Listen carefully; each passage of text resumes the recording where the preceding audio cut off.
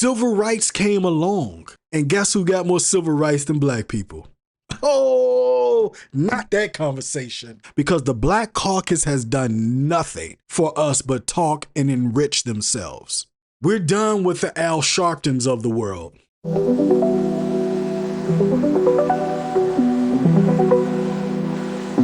Guys, you're never going to believe this one. Chicago teachers are giving students flyers listing their rights in anticipation of the National Guard touching down in Chicago. Yes, my home state, my home city. Guys, this video is going to blow you away. Just watch it for yourself.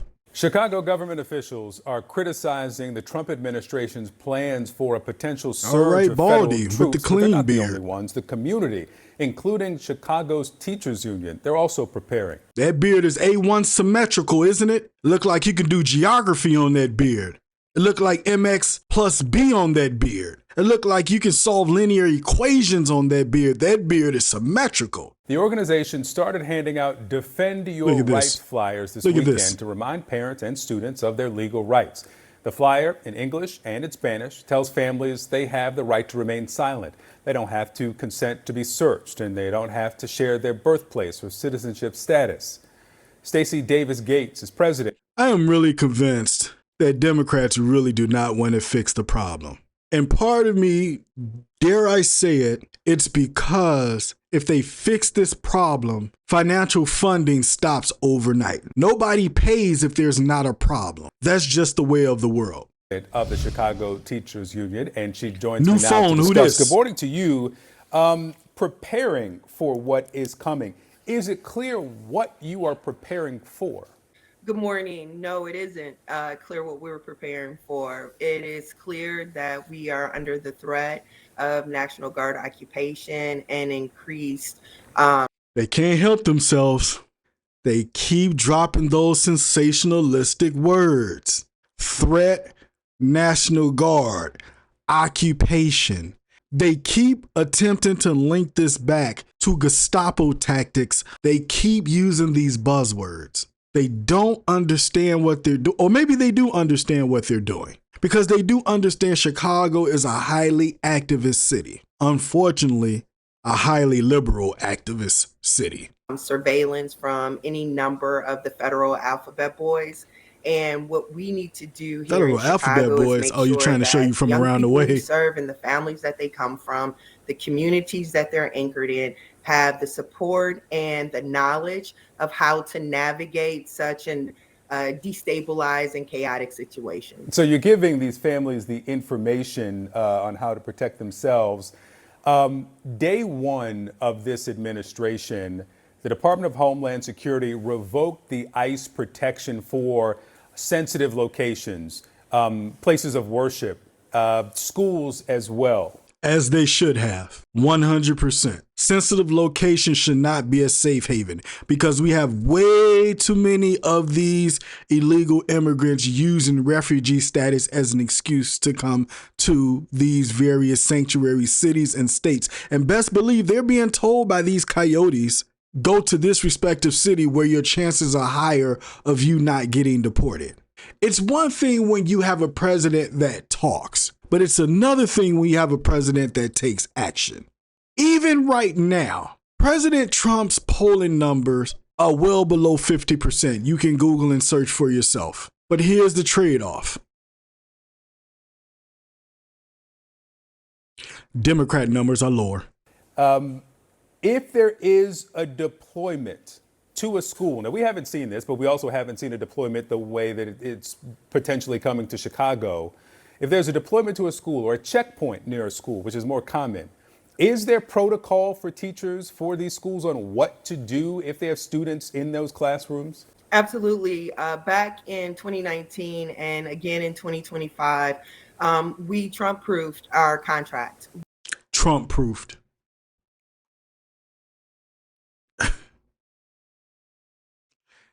They just want to fight him. They don't even care about the issue or the problem itself. If you just take a little bit of that Old Testament boot and put it on the neck of these criminals, things will change overnight. But I'm telling you right now, What you're doing is not working. I just did a previous video showing how on the weekend of August 31st, 2025, 57 people were shot. 8 people were deleted by way of homicide. And you want to tell me the National Guard is not under way of emergency? Matter of fact, in your own spare time, I want you guys to go into YouTube, type Chicago residents ask for National Guard to come to Chicago. What's the average Chicagoan saying about these potential plans? I think he needs to send them right away, like today, because it's just a lot going on, and it's like the people are against the police, so we need to bring reinforcements in to establish law and order, because it's crazy out here. Yeah. Seriously. If they're gonna say that crime is down, they need to start doing press conferences on my side of the city. I want for the Republicans and the Democrats to sit down and come up with a comprehensive, cohesive plan for American citizens. I want them both to stop the political theater, and if that means bring our National Guard in for presence, then so be it, because we gotta do something. Children are dying. And I think that the best way that I would say this is that when I went to New York and I saw the National Guard deployed in their subway systems because of people jumping the turnstile, those servicemen were nothing but kind, courteous, and respectful. And at first, I don't even think they had guns. So it's fear of the unknown, but it's what our party does. They don't do their job, and then they point at everybody else who's trying to help. You gotta stop that.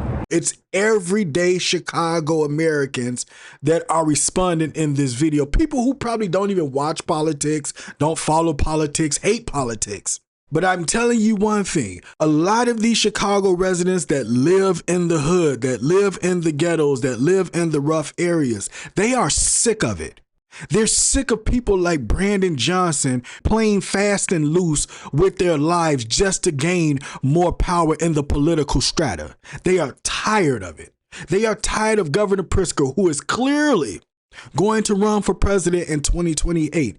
They're tired of him using them, the Chicago residents, as political cannon fodder just to raise his political capital. Because he wants to be the guy that says, I stood and fought Trump.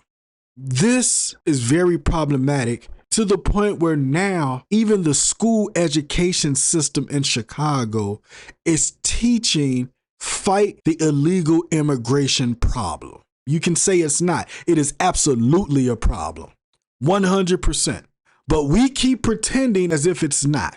And what it's been doing, on one side, you're saying, oh, the crime is dropping. But on the other side, ask everyday Chicago natives how they feel about it. Let me just speak to Black America for a second. Directly to Black America. This is proof positive they do not want to fix the problem. And if you can't see that from here, I don't know what to tell you. You can get caught up in how much you hate Trump and how much he's a racist, because I'm telling you, the race card is not flying anymore. You got to produce more results than just saying everything breathing is racist. People are cutting off the power and calling Commonwealth Edison and telling them, I'm getting out of here the minute you start speaking about racism. Because people are saying, you got to give us something else in results. This is not it. We created sanctuary and constitutional protections within our contract to create an implementation and a training for every member of the school community to understand how they engage with this type of encroachment on our civil liberties. And so what we've... For those of you that don't know, you may be asking, why doesn't the citizens just vote out the sanctuary city status? As she stated, the lady here who stated, Stacey Davis, who is the president of the Chicago's Teachers Union, the status for sanctuary city is also codified into the Illinois state constitution. It's also a law in Chicago. However, one of the ways for it to be done, the council that works under Mayor Brandon Johnson, they have to have a vote presented first. So the public has to come, because this happened back in 2023. The public has to come to the council and tell the mayor, we want to put it to a vote to remove sanctuary city status. Then the aldermen bring that query to the respective council members. They all vote on if they want to even hear the conversation, not remove it as law, hear the conversation if they want to remove sanctuary city status. If you remove that, the political strata would change in Chicago overnight. It would. It would change overnight. Black people have been doing this song and dance for half a century. And ask them honestly, in the privacy of their own lives and your own life, are they tired of it? And they will tell you yes. Because the Black Caucus has done nothing for us but talk and enrich themselves. We're done with the Al Sharptons of the world. We're done with the race hustlers. Oh yeah, you can't get it because you black. We're done with that. Civil rights came along. And guess who got more civil rights than black people? Oh, not that conversation. That's not the one we want to have. No, it is not. DEI came along with the purpose of supporting black people. Guess who benefited the most from DEI? Yes, sir. It was not the black person, and it was definitely not the black woman. It was not. If you look up how many people of color have won civil rights cases in the past 30 years, you'll be on almost less than one hand. That's right. White people have won more civil rights cases than black people have. And that was specifically put in place for us. But yet, we keep running with the vote blue no matter who. Seen since then is an increased awareness by all stakeholders in the school community. Our ability to be able to provide instruction in our school communities is predicated on our young people being inside of our school communities. This type of intimidation depresses the attendance rate. I'm just going to go ahead and say it. I believe those that are protecting illegal immigrants, they should be prosecuted. I'm not trying to hear, well, they've been here and they're not hurting anyone. So what? We don't have to have the morality compass when it comes to that because it's not about morality. They get to benefit more off our country's back without paying into the tax bracket. On top of that, even if they did pay into the tax bracket, they should still go about it the legal way because it spits in the face of those who did go about it the legal way. It makes families think twice. And here in Chicago, we serve both Black and Latinx and immigrant and working class students. Oh, they did it. They did it. God damn it. I was trying to make it without pausing it. I knew this was coming. You see how I've said it in so many videos. You see how they allow everyone else to ride on the back and the coattails of anything we present or produce. Do you see that? And if you think what I'm saying is far-fetched, think about this. How many Mexican and Latino restaurants have you been to and black people have patronized that place? Now, how many soul food restaurants have you been to and Latino people have patronized the soul food place? Maybe we're going too far. And we know that our Black students travel up to an hour to school because of school closings in the city. That means... She didn't say that. Tell me she didn't just say that. Oh, I gotta rewind that because somebody must have bumped the DJ table. Hold on, let me scratch that right back. Hold on. She didn't say what I think she said. Twice. And here in Chicago, we serve both Black and Latinx and immigrant and working class students. And we know that our Black students travel up to an hour to school because of school closings in the city. That means that... No. Nope.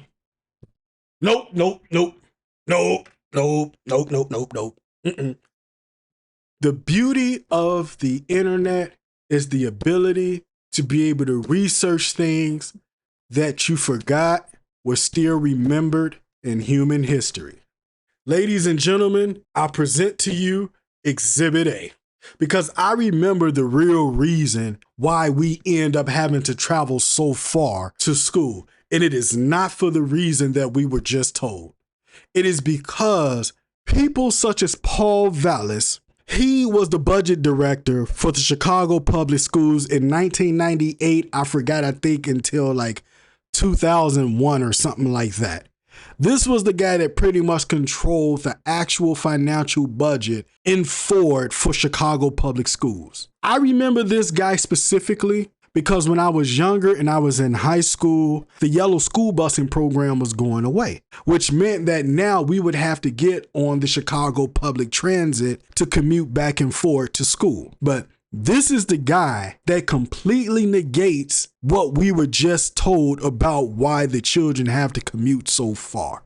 And now joining us is the Chief Operating Officer of the Public Schools. I apologize about the audio. I have it up to max. It's just an old video. That report, parents and principals are seemingly mighty upset about this busing plan. If you're going to balance a budget, you have to make tough decisions. And what I'm looking... Do you see that?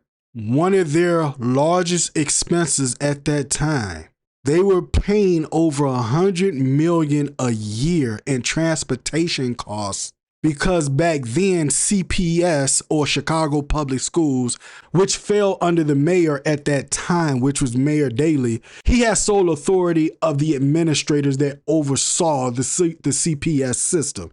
He didn't have any authority over the day-to-day operations. However, at this time, this is why if you were younger and you're a millennial, you remember this time. There was no young high school student or middle school student that caught public transit. Everyone caught the yellow bus back in the day. At doing to keep this budget balanced and to be able to sustain the programs that we've enacted that are really making a difference in the schools is to eliminate things that do not impact on the classroom. And transportation costs, $100 million in transportation costs, is investing money in the busing companies and not investing money in the classroom. But I understand from last year's budget there was $159 million from last year that you can utilize in this year's budget, and it's a big budget. I mean, it's a $3.4 billion budget. So the $4.4 million, while it seems like a lot of money, isn't really a lot for the impact. How many of you remember this news reporting? How many of you remember when reporting used to be like this, where there was pushback? Not personal attacks, but there was actual pushback.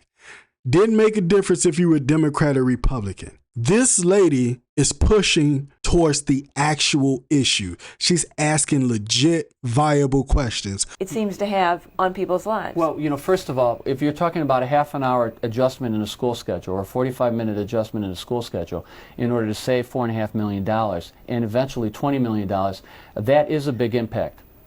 That is a big impact on the families, are you saying, or on the budget? I mean, when you say she didn't let it go. She caught the nuance really quick, and she slid in there right with him. He tried to weasel his way out of there. He tried to get in and get out with that, and she caught that one.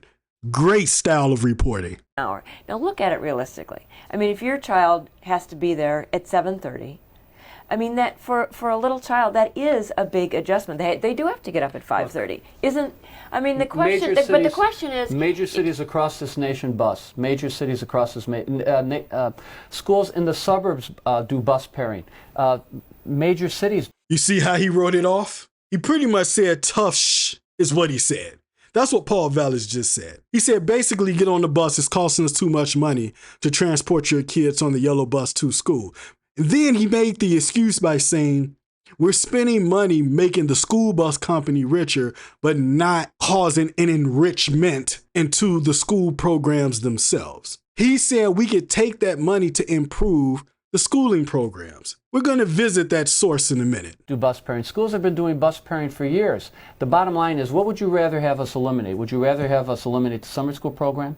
That's making a difference. Would you rather us end the Lighthouse program? But are you telling me there is not enough money in this $3.4 billion budget that you have to have that $4.4 million or that $20 million eliminated from transportation costs in order to save the other program? But somehow when it comes to campaigning, they can always figure out how to get that money. And guess what? To this very day, the yellow school bus programming has suffered in the city of Chicago. The only way you can get yellow bus funding in the city of Chicago, you have to be of a handicapped nature or a mentally challenged nature, or the school has to fund the busing themselves. They have to get their own private contracts. My daughter went to a private Jesuit school. I had to pay for the school busing system, and it was not cheap. And to be honest, it wasn't that beneficial because of where she lived at the time. They didn't go that far out in the commute for the district. So she still had to take public transportation, which was brutal. She ended up getting a car later, but in the freshman year, that stuff was extremely brutal.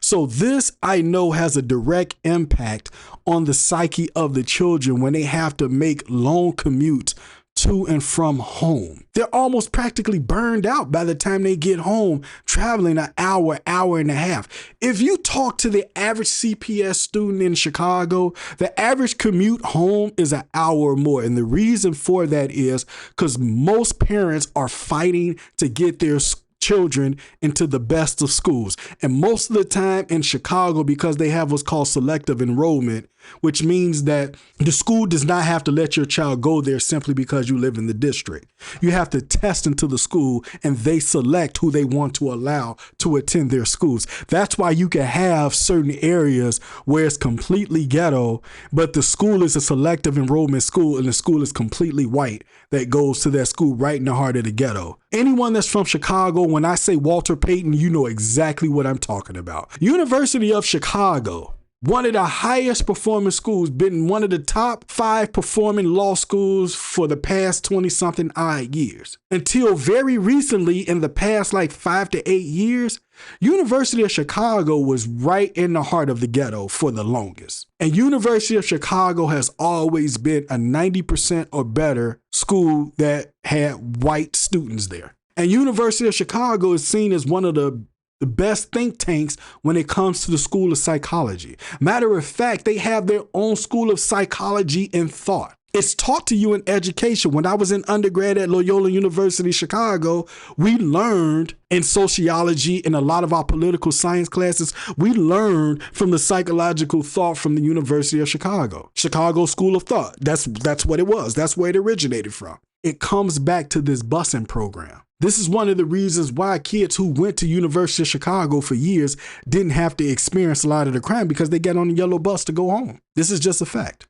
Is that the only way you can do it? I mean, you're the budget genius. Right. You've done this very well. First of all, the way you balance budgets is you take $2 million here, $5 million here, $6 million here, $3 million here. Our transportation budget has got to be reduced by $20 million, or we're going to have to begin to cut into education programs. And this lady just told us these kids commute long distances, but she was very careful not to say why. That these children need to know their constitutional rights and their families need to be in a position to reinforce them. Teachers teach values. They teach the Constitution. They teach social studies. Do they now? And so what we're doing is putting those teachings in action. I want you guys to see this. The head of the teachers union said they teach reading, social studies, and other levels of academia. Apparently, it's not working. If you look here, based on most recent available data, the average proficiency rates for students in Illinois vary by subject and grade level. For math, approximately 28.4% of students in grades 3 through 8 were proficient in 2024. With 26.1% of the 11th graders meeting proficiency on the SAT. 26%. 11th graders meeting proficiency on the SAT. That's not a particular high school. That's all high schools combined in Illinois. Not the city of Chicago. Illinois, the state. Top down. I just want to put this in perspective. For reading, about 41% of the students in grades 3 through 8 were proficient in 2024, while 31% of 11th graders getting ready to head off to the big time, college, achieved proficiency on the SAT. Specific data on science proficiency is less comprehensive in the available sources, but the National Assessment of Educational Progress and Illinois report card data do not provide a clear statewide average for science proficiency across all grades in 2024. Historically, science proficiency tends to be lower than math and reading often ranging around 30 to 35% based on national trends because, okay, science does tend to be a little bit of a more challenging subject. Through Illinois, specific figures are not detailed enough to confirm an exact average. These percentages reflect a recovery from pandemic era lows, but still fall short of the pre-2020 levels in many cases. Note that proficiency rates can vary significantly by district, school, and demographic group, of course, and recent changes in state standards may affect how proficiency is reported. For the most part, precise and current figures, especially for science, further data from the Illinois State Board of Education would be needed. One of the things I can tell you for a fact how I know this article holds some weight.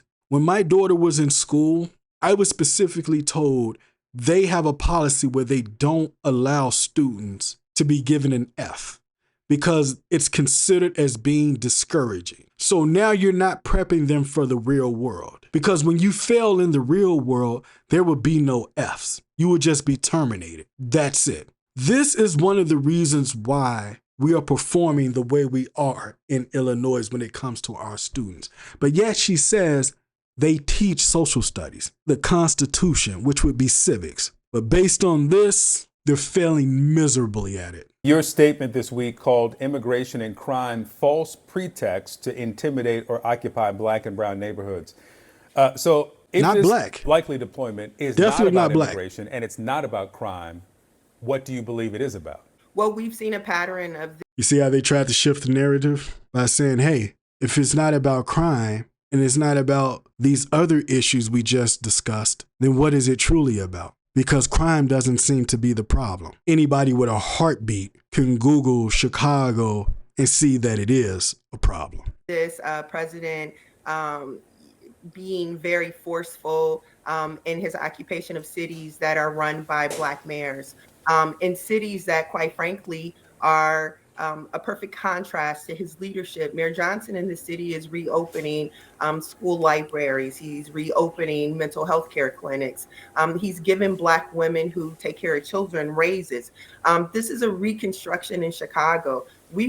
He's doing that because he knows he is thoroughly disliked inside and out within the cabinet of Chicago. I mean, the police, the firefighters. I've yet in my normal everyday, when I engage with various police officers in my work, have ever heard them say anything great about Brandon Johnson. Let's just be honest. Kids are not really doing libraries anymore. You're a little bit too far behind the ball. Google is the library now. Let's just be honest. Kids are not outside playing unless they live in a well-to-do area in Chicago. Most of the South Side, a lot of the West Side, these parents are not sending their kids outside to go to the library. They're just not. That's just not a real issue. Like federal intervention in the form of fully funded public schools. We would like federal intervention in the form of making sure that... Oh, Yahtzee! She said it. Don't give us correction to crime, just give us money. Our unhoused population are in homes. So the type of intervention that's happening now runs counter to the types of interventions that are working in Chicago. Our young people have jobs in Chicago. We are working in community. They have jobs? Really? How can that be when Walmart just cut out of Chicago? Did we forget that part? You go into the average neighborhood on the South Side and they are packing up to leave. Most of it is mom and pop stores that's carrying a lot of these neighborhoods on the West and South Side of Chicago. They're not talking to those people. They can't be talking to those people because then it would be an insult to their intelligence. I really hope you guys see what I mean, that these Democrats really do not want to fix the problem. They will deflect, they will divert, they will tell you everything is the issue but the issue itself. They're more interested in curing the symptom and not the disease. How far does this need to go? I don't know. You're claiming that the National Guard is not needed here. Citizens are arguing differently because you want political clout for the 2026 midterms because you're desperate to take either the House or the Senate back. Just so you can have something to oppose Trump everywhere. You're doing it now. And there's a lot of things Trump is doing that I don't agree with. But this right here, most Chicagoans that I have ran into that have sent me messages, that have emailed me, have saying they want this to happen. They do. This cannot be the same rhetoric of conversation day in and day out. Because as long as you do this, the Democrats are never going to move the needle. I don't think they understand how much disdain a lot of people in America have for this. See, right now, even though Trump approval rating is below 51%, it is leading the Democrats to believe that they're going to rebolster their numbers, and because people hate Trump. No, they don't like a lot of the methods he's doing. If things go back to your desired level, it'll be censorship all over again.